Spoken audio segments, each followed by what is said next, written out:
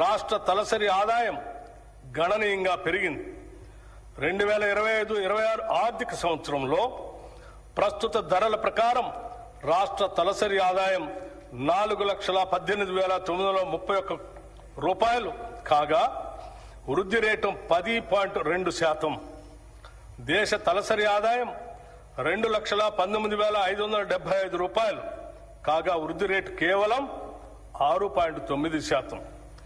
దేశ తలసరి ఆదాయంతో పోలిస్తే తెలంగాణ తలసరి ఆదాయం 1,99,356 రూపాయలు ఎక్కువ, అంటే 1.9 రెట్లు ఎక్కువగా ఉంది. డాక్టర్ ఏపీజే అబ్దుల్ కలాం గారు అన్నట్టు dream dream dream dreams transform into thoughts and thoughts result in action. ప్రస్తుతం $200 బిలియన్ గా ఉన్న ఆర్థిక వ్యవస్థను 2034 నాటికి $1 ట్రిలియన్ ఆర్థిక వ్యవస్థగా, 2047 నాటికి $3 ట్రిలియన్ ఆర్థిక వ్యవస్థగా తీర్చిదిద్దే ఒక మహత్తర లక్ష్యాన్ని నిర్దేశించుకున్నాం. ఈ లక్ష్యాన్ని సాధించడం కోసం విభాగాల వారీగా ప్రత్యేక ప్రణాళికలను రూపొందిస్తున్నాం. సెంట్రల్ స్పాన్సర్ స్కీమ్స్ గత ప్రభుత్వం 2014 నుంచి 2023 వరకు కేంద్ర ప్రాయోజిత పథకాలు సెంట్రల్ స్పాన్సర్ స్కీమ్స్ నిధులను సరైన రీతిలో వినియోగించలేదు. కేంద్రం నుంచి మంజూరైన నిధులను కూడా ఆయా పథకాల అమలు ఖర్చు చేయకుండా ఇతర అవసరాలకు నిధులు దారి మళ్లించడం వల్ల కేంద్రం నుంచి రావాల్సిన తదుపరి వాయిదాలు నిలిచిపోయి తెలంగాణకు తీరని నష్టం జరిగింది. మా ప్రభుత్వం అధికారంలోకి రాగానే ఈ పరిస్థితి వెంటనే గుర్తించి 2014-15 నుండి 2023-24 ఆర్థిక సంవత్సరం వరకు కేంద్ర ప్రాయోజిత పథకాల కింద బకాయి పడ్డ నిధులన్నింటినీ సంబంధిత శాఖలకు సుమారు 3,000 కోట్ల రూపాయలను ఈ ఆర్థిక సంవత్సరంలో విడుదల చేయటం జరిగింది. మన రాష్ట్ర అభివృద్ధి కోసం కోఆపరేటివ్ ఫెడరలిజం స్ఫూర్తితో కేంద్ర ప్రభుత్వంతో సత్సంబంధాలు కొనసాగిస్తూ 2021-22 సంవత్సరంలో రాష్ట్రానికి కేంద్ర ప్రాయోజిత పథకాల ద్వారా వచ్చిన నిధులు 4,826 కోట్ల రూపాయలు కాగా మా ప్రభుత్వం ఈ ఆర్థిక సంవత్సరం ఇప్పటిదాకా 7,072 కోట్ల రూపాయలను సాధించింది. ఇదే ఒరవడిని కొనసాగిస్తూ మరిన్ని నిధులను సాధించడానికి రాష్ట్ర ప్రభుత్వం చిత్తశుద్ధితో ప్రయత్నిస్తుంది. అధ్యక్ష, రుణ పునర్వ్యవస్థీకరణ ఏ రాష్ట్రానికైనా ఆర్థిక క్రమశిక్షణ అనేది అభివృద్ధికి మూలాధారం. రాబడికి మించి చేసే అప్పులు ఆ ఆర్థిక వ్యవస్థ మనుగడనే ప్రశ్నార్థకం చేస్తాయి.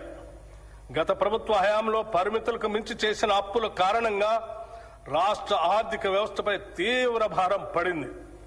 ఈ తప్పిదాన్ని సరిదిద్దేందుకు గత ప్రభుత్వం అధిక వడ్డీకి తెచ్చిన ₹25,612 కోట్ల రుణాలను తక్కువ వడ్డీకి పునర్వ్యవస్థీకరించింది అని చెప్పడానికి సంతోషిస్తున్నాం.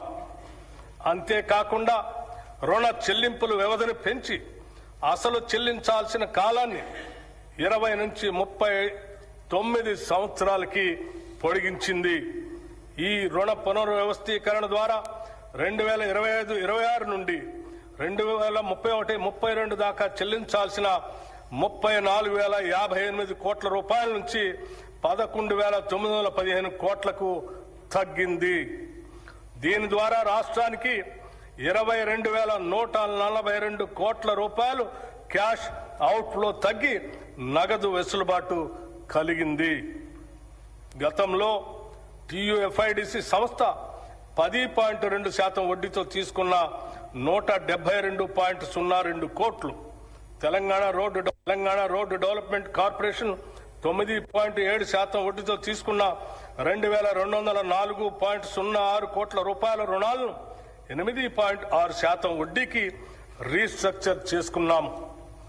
దీని ద్వారా మొత్తంగా ఈ ఆర్థిక సంవత్సరంలో సుమారు 27,988 కోట్ల అధిక వడ్డీ రుణాలను తక్కువ వడ్డీకి మార్చుకున్నాం. 16వ ఆర్థిక సంఘం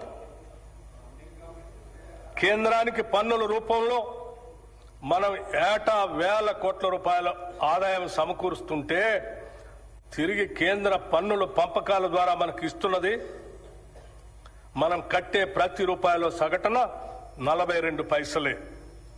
జనాభా నియంత్రణ పాటిస్తూ సొంత రాబడి పెంచుకుంటూ దేశ ఆర్థిక వ్యవస్థ వెన్నెముకగా నిలుస్తున్న రాష్ట్రాలకు ఈ పంపకం ద్వారా తీవ్ర అన్యాయం జరుగుతూ వస్తుంది. ఈ చారిత్రక లోపాన్ని సరిదిద్దేందుకు మన ప్రభుత్వం 16వ ఆర్థిక సంఘం ముందు బలమైన వాదనను వినిపించింది. తద్వారా కేంద్ర పన్నుల పంపకం ఫార్ములాలో కేవలం జనాభా ఆదాయ వ్యత్యాసాల లాంటి అంశాలనే కాకుండా రాష్ట్ర జీఎస్డీపీని కూడా ఒక కీలక కొలమానంగా పరిగణలోకి తీసుకునేలా మెప్పించి ఒప్పించడంలో మన ప్రభుత్వం విజయం సాధించింది. దీని ద్వారా తెలంగాణ వాటాను 2.102%